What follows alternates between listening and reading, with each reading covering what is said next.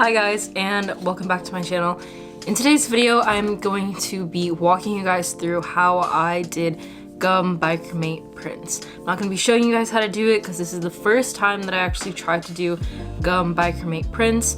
And what they are, if you don't know, is a type of photo making process, a photo making method that was popular in this specific time period where photography had just been invented. I'm not sure exactly the year, but where photography had just been invented and artists and philosophers were still trying to discuss and decide if they could define photography even as an art.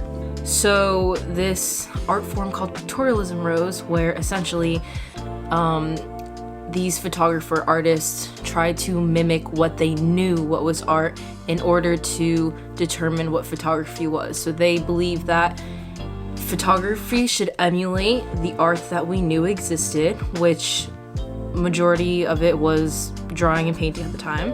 So if photography emulated the conventions of drawing and painting, we can define it as an art, and this is how photography exists as an art.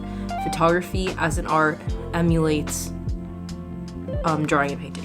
That's essentially what it is. I'll leave links below where you can go research it on your own. I had to look into this stuff for my final project in my history of philosophy class, where we had to mimic a photograph in the style of a photographer that we had learned about. And I chose a photographer by the name George H. Seeley. He was a pictorialist photographer and he used the gum bichromate method.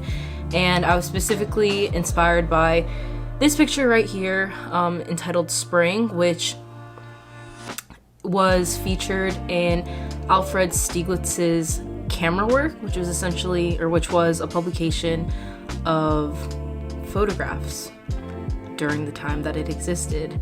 And yeah, George Seeley's photograph Spring was featured in that, and I found it while looking through publications of camera work. So today I'm going to walk you guys through how I made my first set of gum bichromate prints. So the first thing I did when making these prints was I had to make my negative. I'm not going to show you guys how I made my negative because I bet there's a lot of videos on the internet for that. I could potentially make a video later. What you're going to want to print it out on is clear acetate. Now I got clear acetate from a store called Blick that's near me, and I bought it in this really huge sheet that doesn't fit in my printer for about $3, but I just cut it down to an 8x11 printer size piece of paper. Otherwise, I would have had to buy a 50 pack for about 30 bucks, and just because it's the first time I'm doing this, I didn't really want to spend that much money in case I completely failed. And I still have a ton of more acetate to do more prints of this. By the way, I didn't say I'm doing 4x6 prints, but really you could do any size you want as long as you have a printer that prints that well, or that big. But my printer only prints 8x11, so I did two 4x6 photos on the same piece of paper. And you're also going to want an inkjet printer. So after I cut out a piece of 8x11 paper, I slipped that just into my inkjet printer and printed out the negatives. The negatives I put into a Google Doc and just printed it out as if you would any regular document that you would print out of an 8x11 printer. Okay, next is the kit that I bought, and the kit that I bought is called, I don't know the name, okay, it's called the Photographer's Formulary Classical Gum Bichromate Kit. Now the classical kit is just going to come with a black pigment so you can make black and white prints. The contemporary kit is going to come with 3 different color pigments. I'm pretty sure red, yellow, and blue. It's something along those lines, but that's to make color kits. Might not be harder, but it does take a little bit longer since you have to do a red layer, a yellow layer, and a blue layer, or whatever the colors are. You need to do 3 different layers so that the color comes out. Or you could just do a red print, or just a blue, or just a yellow. But I chose the classical print because it is, I thought, would be the easiest. It comes with gum arabic, the potassium dichromate, metabisulfite. I feel like it comes with other things. It comes with a pigment, and it comes with glyoxal. What it doesn't come with is a gram scale, and I just got one from Harbor Freight. You could get one off of Amazon for really cheap. I would also recommend getting graduated cylinders. The kit does not come with that. The first thing I mixed this night was the potassium dichromate, and you let that sit overnight, but you don't want to mix the other stuff. So I mixed the potassium dichromate solution with just water, put that to the side, left that overnight. But what I also did overnight was pre-soak the papers, and I haven't done this without pre-soaking the papers, but it's recommended to do so in order to kind of just pre-shrink them. I don't think my photos shrunk all too much, but they do recommend you doing that. What goes into picking out a paper for gum bichromate solutions or gum bichromate prints is a lot. There's really like a lot of sizing papers you could get, whatever they're pre-coated in you could choose, what size, what texture, if you want it flat or if you want it smooth or not smooth. But I didn't want to go through all that since, again, this was my first time, so I just picked up basically a Michaels booklet of mixed media paper, and its watercolor can go on that, so it's fine. Really, any watercolor paper you can do it on. Okay, so after I pre-soaked the paper, I hung dry the paper, and I literally just did that in my laundry room with clothes hangers. You could use clothespins, but I just used hangers. That was it for this first night. The next thing I did was mix the gelatin solution, and this was the next day after letting the paper is dry and the potassium dichromate sit overnight. The gelatin solution is light sensitive, so I didn't do this in complete darkness. This is my room and I have these two tiny windows here, so I didn't have my lights on, so I kind of did it like literally in this light setting. You just don't want these harsh lights or sunlight out. So again, you want to use graduated cylinders here because it'll just help with your measurements, and you could even see in the videos that I'm using, it doesn't look like a lot.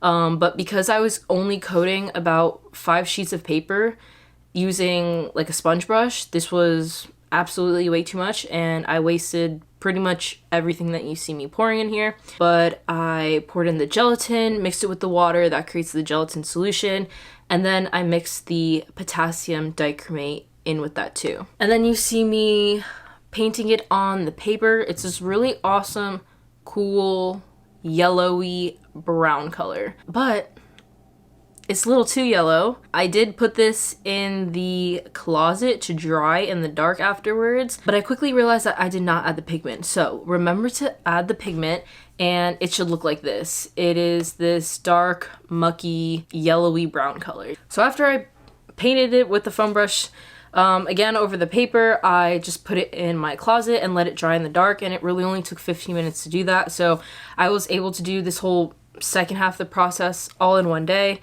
And this is where actually printing it comes into play. You can see in these clips that I'm using the top of a hardcover book. I'm then layering the paper with the solution mixture on it. Then I'm putting the negative, the clear acetate negative photo on top of it, then the glass, and then binder clipping it all together. But you'll see that I had to do a lot of cutting, a lot of mixing and matching in order for me to find the perfect size on my perfect tiny books in order to clip them on. And you'll see that when I take the binder clips off, that because the binder clips were on the solution on the paper, they didn't get exposed and it left its marking in my picture, which, you know, it's, yeah, I'll sit here and be like, it's kind of cool because they're little binder clip markings, and honestly, who could tell if they're binder clips or not besides me, because I'm telling you guys and only I know. But, you know, if you don't like that look, be sure to get a big enough paper where your image is tiny in the center, and then a big enough glass where it meets the edge of the paper, and a big enough board where you can then put the binder clips here and your image is in the center, instead of having your image in the center with a small piece of glass and having your binder clips on that, if that makes any sense. But yeah, the whole setting up the contact printing part was a huge guess and check process for me in this first attempt, and it might be for you, but again, I would just recommend getting that huge piece of glass, huge piece of plywood, and then making your print tinier, relatively.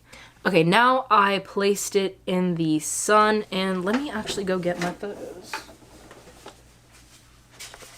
So here are the photos that I did on the first day, and I'm going to show you guys the timing of them to let you guys get an idea of what it looks like. This one was an hour if it'll focus on this.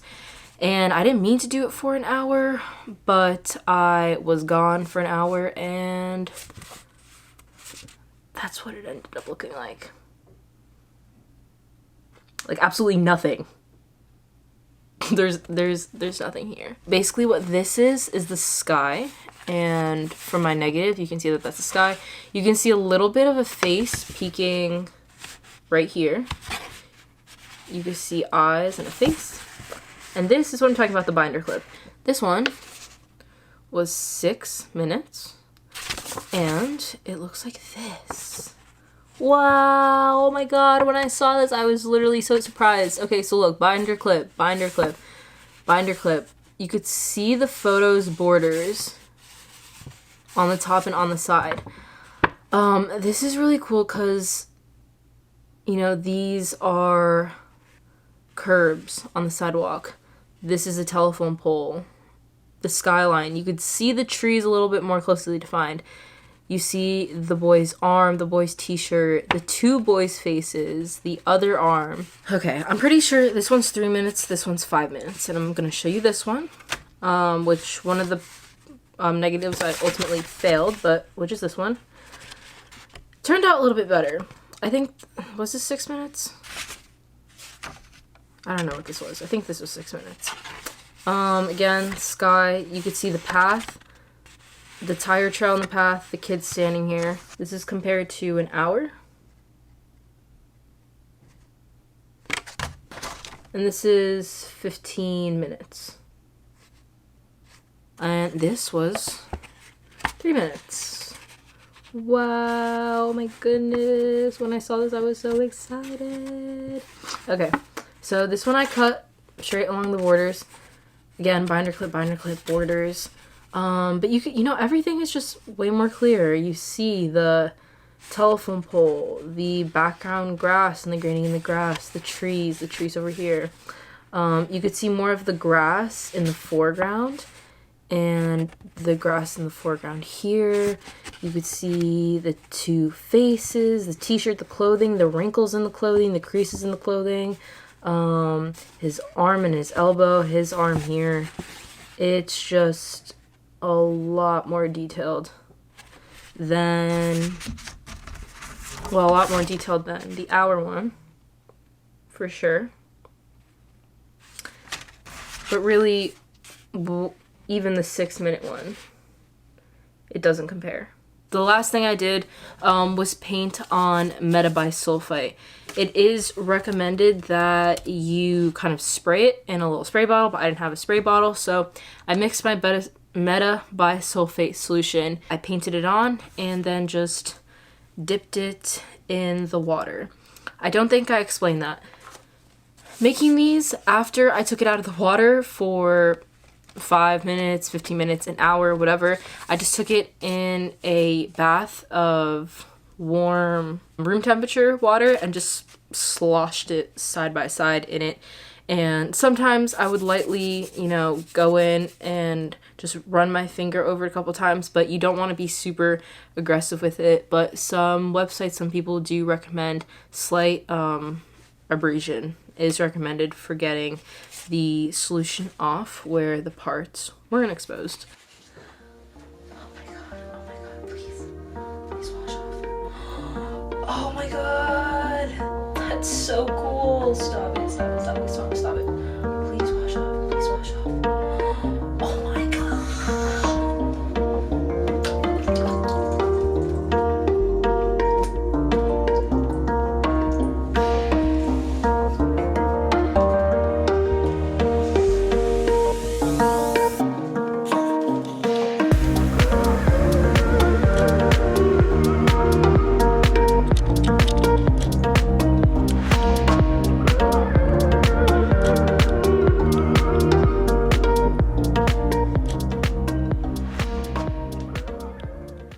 So that was me showing you guys, or walking you guys through how I created my first gum Bichromate prints. If you guys have any questions, leave them in the comment section below, and I'll probably do more videos on gum Bichromate prints and just other photo printing methods. So I hope you guys like this video, and see you in the next one.